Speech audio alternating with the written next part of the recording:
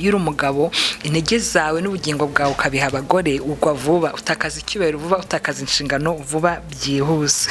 Ibisindisha si by'abantu bari mu nshingano, ibisindisha si by'abantu bashaka kuba ibisindisha si by'abantu bafite intumbero nzima yo kujya imbere, ahubwo ibisindisha aramubwira ngo ibyo ngibyo bisindisha abyita ngo ni urushungandushyi, ubihe abagiye gupfa.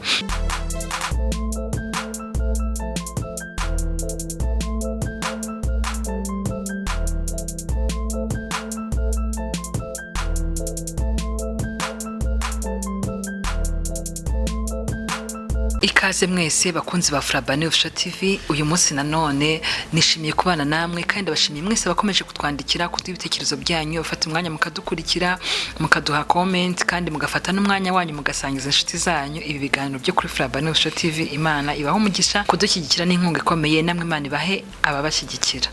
Rero uyu munsi turakomeje n'ikiganiro cyacu kuri Bibiliya cyangwa se ku gitabo cy'imigani mu gice cya 31 aho twaganiriye ubushize. Uyu munsi niho turi.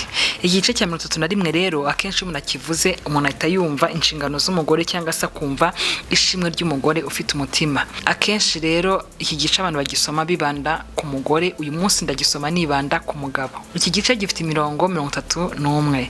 Umurongo wa mbere kugera ku wa 9 bavuga cyangwa se basa nk'abahanura umugabo, hanyuma kuva ku murongo wa 10 kugeza ku wa 31 nkuko twabibonye ubushize bibanda ku mugore, inshingano z'umugore, ibikorwa by'umugore, ishimwe ry'umugore ufite umutima, bakavuga inshingano z'umugore.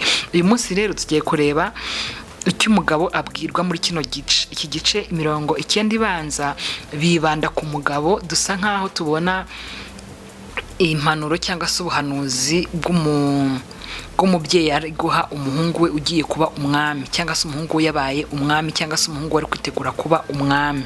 Uyu mwami Lemuweli rero yahawe impanuro mbere yuko aba umwami, yaziharwa na mama we wamwibyariye. Tugiye kuganira rero muri kino gice kuva ku murongo wa mbere kugeza ku wa 9. Ubwo nituvuga umwami nawe wumve umugabo. Aho nyina wa Lemuweli abwira umuhungu we cyangwa se umuhungu ugiye kuba umwami, nawe nimbura umubyeyi ukaba ufite umusore ugeze igihe cyo gushaka, cyangwa se ukaba ubona umusore ugiye kujya kwinjira mu nshingano z'umugabo, turabigereranya nyine nk'umuntu ugiye kuba umwami. Nituvuga umwami bwo wumve umugabo, turagerageza kubihuza n'ubuzima bwacu tubamo bwa buri munsi. Aho tuvuga umwami rero wumve umugabo. Iki gice cya 31 rero gitangira batwereka ngo ni inama umwami Lemuweli yahawe. Amagambo y'umwami Lemuweli n'ubuhanuzi nyina yamwigishije. Mwana wanjye ndakubwira iki? Ese nkubwira iki mwana wanjye nibyariye? Ko ari wowe nahigiye. No kuvuga ngo akenshi umubyeyi abonye umwana wagiye kujya mu nshingano zikomeye, cyangwa se umwana wagiye guhindura ubuzima yabagamo, wumva hari ikintu wamubwira nk'umubyeyi, ukumva hari impamba wamuha y'ubumenyi, ukumva hari impamba wamuha mu bitekerezo, ukumva hari impamba wamuha izamufasha muri bwa buzima agiyemo. Uyu rero yaragiye kuba umwami, nyina aramubwira ati mwana wanjye nibyariye ndakubwira iki? Buriya kenshi hari igihe ababyeyi ubona umwana yaba umuhungu cyangwa umukobwa agiye kwinjira mu nshingano, ukumva hari ikintu wamubwira cyo kuzirikana, ukumva hari akajambo yajya ahorana ku mutima cyangwa yajya ahora azirikana nk'umubyeyi we amuhaye. Umubyeyi rero wa Lemuweli yabonye agiye kuba umwami, aravuga ati ndakubwira iki? Ndahera he? Ariko hari ibintu bibiri by'ingenzi yamubwiye. Mu by'ukuri kuko umubyeyi yarabonye umwana wagiye kuba umwami, yifuzaga ko aramba kuri ubwo bwami, cyangwa se yifuzaga ko icyubahiro cye gihoraho, atazatakaza icyubahiro ku mpamvu izi cyangwa izi. Nyina wa Lemuweli rero we navuga ngo yari umunyabwenge kandi yari akuze, yari narabibonye, yari yarabonye byinshi bigusha abami, cyangwa se ibyinshi abami batitwararika bigatuma batakaza icyubahiro cyabo. Ubwo nimvuga abami, ubwo ndi kuvuga abagabo. Rero ku murongo wa 3 yaramubwiye ngo ntugaha abagore intege zawe n'ubugingo bwawe kuko aricyo kigusha abami. Nyina wa Lemuweli yari yabonye abami benshi baguye cyangwa se abami benshi batakaje icyubahiro kubwo guha intege zabo n'ubugingo bwabo abagore. Aramubwira ati rero mwana wanjye, ikintu nkubwiye cyo kuzirikana, ikintu nkubwiye cyo kwitwararika, ntugaha intege zawe abagore n'ubugingo bwawe kuko aricyo kigusha abami. Ni nk'umubyeyi wabwira umwana we ugiye kujya mu nshingano za kigabo cyangwa se kubaka urugo, kamubwira ati uramenye, genda kubaka urwawe, genda umenye umugore wawe, genda umenye inshingano zawe, genda umenye urugo rwawe, umenye ko ari umutwe w'urugo rwawe, umenye ko ari wowe. Hari byinshi wabwira umwana wawe nawe agiye gushaka cyangwa se agiye kuba umugabo. Rero Lemuweli mu nama yahawe yabujijwe guha abagore intege intege ze n'ubugingo bwe kuko aricyo kigusha abami. Iyo uri umwami, iyo uri umugabo, intege zawe n'ubugingo bwawe ukabiha abagore, ugwa vuba, utakaza icyubahiro vuba, utakaza inshingano vuba byihuse. Ku murongo wa 4 rero ndabwiye ngo ntibikwiriye abami Lemuweli we. Iki ntigikwiriye abami, ntigikwiriye abagabo, ntibikwiriye abami ngo ntibikwiriye. Ku murongo wa 4 ntibikwiriye abami Lemuweli we. Abami ntibakwiriye kunywa vino cyangwa ibikomangoma, kubaririza ibisindisha aho biri. Icyo ni cya kabiri. Yaramubwiye ngo ntagahe intege n'ubugingo abagore. Ikindi aramubwira ntibigukwiriye kubaririza ibisindisha aho biri. Ntibikwiriye ko wanywa ibintu bigusindisha bigatuma utakaza ubwenge, bigatuma usinda, ugatakaza focus yawe, ugatakaza intego yawe cyangwa intumbero yawe. Mu bintu bituma umugabo abasha gutakaza intumbero ye cyangwa se bituma umugabo abasha gutakaza inshingano ze, ni uguhugira mu bagore, kurangazwa n'abagore, guha intege zawe n'ubugingo bw'abagore no kubaririza ibisindisha aho biri cyangwa se kwisukamo ibisindisha. Aramubwira ati ntibigukwiriye rwose. Aramubwira rero ibikomangoma n'abami ku murongo wa 5 ngo be kunywa bakibagirwa ibyategetswe, bakagoreka imanza z'abarengana. Ku murongo wa 6 ibisindisha ubihe ugiye gupfa, na vino yihe ufite intimba ku mutima. Ku murongo wa 7 ngo mureke anywe urwo rushungandushyi rumutere kwibagirwa intimba ye. Ni ukuvuga ngo yaramubwiraga inzoga yazise cyangwa se ibisindisha yabyise urushungandushyi. Ni ukuvuga ngo hari ibintu bidakwiriye kunywebwa n'abami, bikwiriye kunywebwa n'indushyi. Ibisindisha si iby'abami, ibisindisha si iby'abantu biyubashye, ibisindisha si iby'abantu bari mu nshingano, ibisindisha si iby'abantu bashaka kuba ibisindisha si iby'abantu bafite intumbero nzima yo kujya imbere. Ahubwo ibisindisha aramubwira ngo ibyo ngibyo bisindisha abyita ngo ni urushungandushyi, ubihe abagiye gupfa cyangwa se abanyamibabaro cyangwa bafite intimba ku mutima, kugira ngo babashe kwibagirwa intimba bafite mu mitima. ngo mureke anywe urwo rushungandushyi rumutere kwibagirwa intimba ye. Nimba ari umuntu ufite intimba cyangwa akababaro yaramubwiye ngo niwe ukwiriye kunywa ibyo bisindisha. Turabizi ko akenshi ari igihe usanga nk'abantu bari mu biyobyabwenge cyangwa se ugasanga umuntu yagiye mu kabari ariyishe, inzoga ziramwishe, akavuga ati ngiye buriya nywa inzoga atari uko nzikunda, ahubwo inzoga zinyibagiza agahinda kanjye, inzoga zinyibagiza ibibazo byanjye, inzoga zinyibagiza intimba. Hari umugabo nashatse antera intimba, hari umugore nashatse ndambabaza antera intimba. Kwibagirwa rero umugore mubi nashatse, kwibagirwa umugabo mubi nashatse, iyo nkoye inzoga ndabyibagirwa. Ugasanga mbese umuntu urushye ufite intimba ku mutima cyangwa ufite agahinda kenshi cyangwa agahinda kakabije, akenshi hari igihe yirundumurira mu bisindisha kugira ngo yibagirwe intimba ye cyangwa yibagirwe agahinda ke. Numva ngo Lemuweli kugira ngo nyina amwangisha inzoga cyangwa amwangisha ibisindisha, ibyo bisindisha yabyise ngo urwo n'urushungandushyi. Ibyo ni ibintu byo guhindushyi nabyo by'akanya gato kugira ngo yibagirwe akanya gato. Ni ukumushunga uwo muntu w'indushyi cyangwa uwo muntu ufite intimba ikabije kugira ngo ase nk'uyibagiweho gato, ariko ni ukumushunga kuko inzoga cyangwa se ibyo bisindisha ntabwo biri mu maremo igihe, aho bimuviramo n'ubundi arakomeza uburushyi bwe. Hari igihe umuntu ajya mu nzoga ngo yibagirwe imibabaro cyangwa yibagirwe intimba cyangwa yibagirwe ibyamukomerekeje, ariko ntabwo biramba. Niyo mpamvu nyina wa Lemuweli yabyise ngo n'urushungandushyi. Rero ushaka kuba nawe uyu munsi uri mu biyobyabwenge cyangwa se uri mu bisindisha, wibwira ko hari icyo bizakumarira, wibwira ko hari aho biri bushyire ya ntimba. Oya, ahubwo intimba nyayo kugira ngo ikire nyabyo ni ukwegera Imana cyangwa se kumenya Imana cyangwa se n'ubuntu bw'Imana. Ariko ibyo ne kubitindaho ndi kwivugira ku nshingano z'umwami cyangwa se ku nshingano z'umugabo. Rero nyina wa Lemuweli mu kumwifuriza kuramba ku ntebe y'icyubahiro agiyeho, ku ntebe y'ubwami, kuramba ku bwami bwe, kuramba ku ngoma, kuramba mu rugo rwawe uri umuntu w'umugabo wubashywe uri mu nshingano ze neza.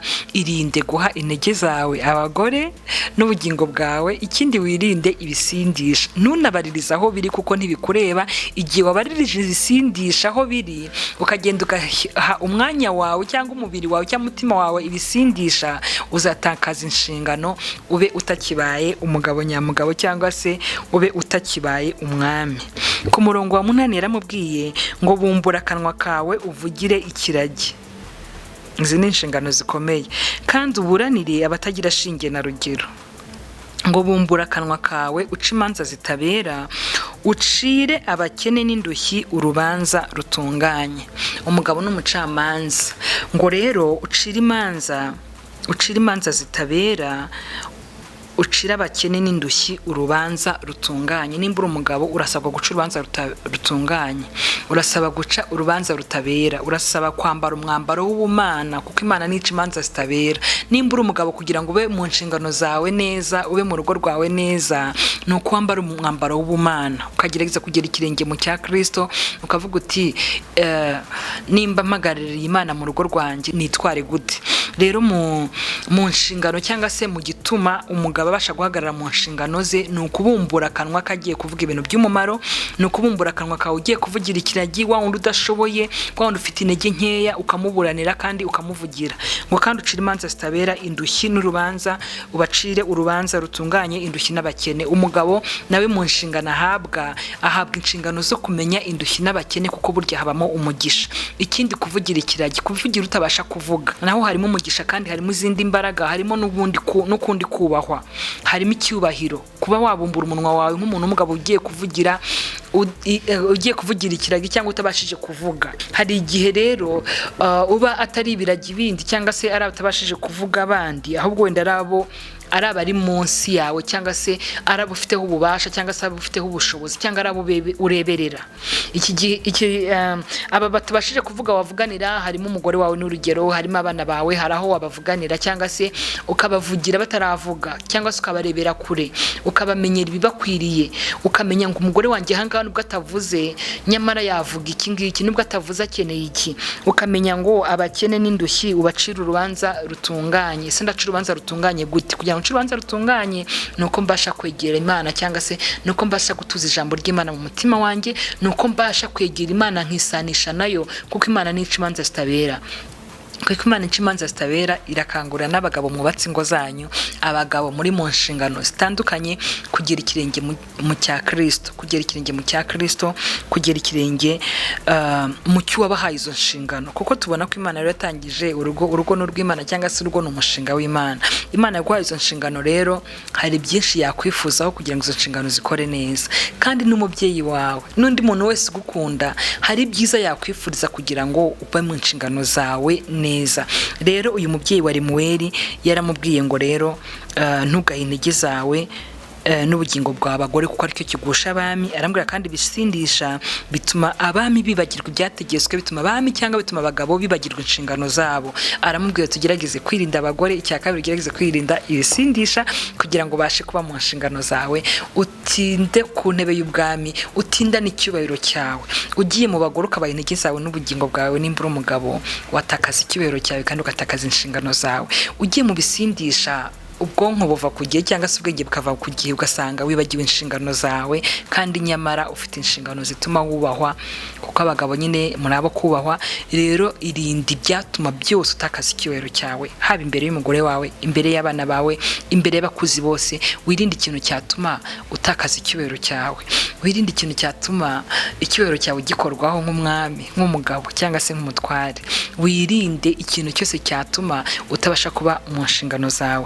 Ibi bintu birakomeye ku mugabo, kubwira umuntu w'umugabo ngo wirinde guha intege zawe abagore, kubwira umuntu w'umugabo ngo wirinde ibisindisha, kubwira umuntu w'umugabo ngo ubumbure umunwa wawe uvugire ibiragi, kubwira umuntu w'umugabo ngo ucire imanza zitabera abakene n'indushyi. Ahangaha hari abagabo batabyumva, ariko ababyumva mudufashe mutwandikire muri comment kugira ngo twungurane ibitekerezo, turebe ukuntu twakomeza gufashanya inshingano zacu tukazibamo neza. Ubwo rero karagaciyemo kubera ko ubushize abagore benshi baranyandikira ati kubera iki wibanda ku bagore, kuki abagabo ntacyo babwira, kuki abagabo mutabavugaho, kuki mwibanda ku bagore. Abagore rero tukomeze twibande kuri twebwe, n'abagabo baraza kutwunganira. Ariko icyo nabonye cy'impamvu nibanda ku bagore, buriya umugore afite ukuntu ubuntu Imana yamuhaye bushaka kugera no ku mugabo we, umugabo we nawe akagororoka.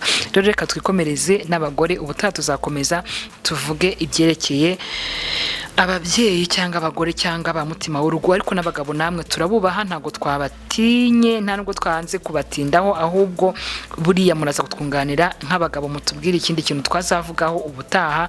Ariko nagira ngo nibutse abagabo uyu munsi, kugira ngo icyubahiro cyawe kigumeho, kugira ngo inshingano zawe zibemo neza, wirinde abagore, wirinde guha intege zawe n'ubugingo bwawe abagore, kandi wirinde kubaririza ibisindisha aho biri, kuko ntibikwiriye umuntu w'umugabo wiyubashye, ntibikwiriye umuntu w'umugabo uri mu nshingano ze. Reka mbashimire dusoreza ahangaha, naho ubutaha ndasaba abagabo mudukurikiye kugira ngo muduhe ibitekerezo, si inshingano cyangwa iyi nama cyangwa ukuguhanura k'uyu mubyeyi wo kumva gute nk'umuntu w'umugabo. Uyu mwami tumugereranye nawe nk'umuntu w'umugabo wubatse urugo cyangwa se uri mu nshingano zawe. Reka tubashimire kandi twishimiye kwakira ibitekerezo byanyu kuri iki kiganiro. Imana ibahe umugisha, mukomeze kugubwa neza. Mwari muri kumwe na mwarimu Flavia. Imana ibahe umugisha.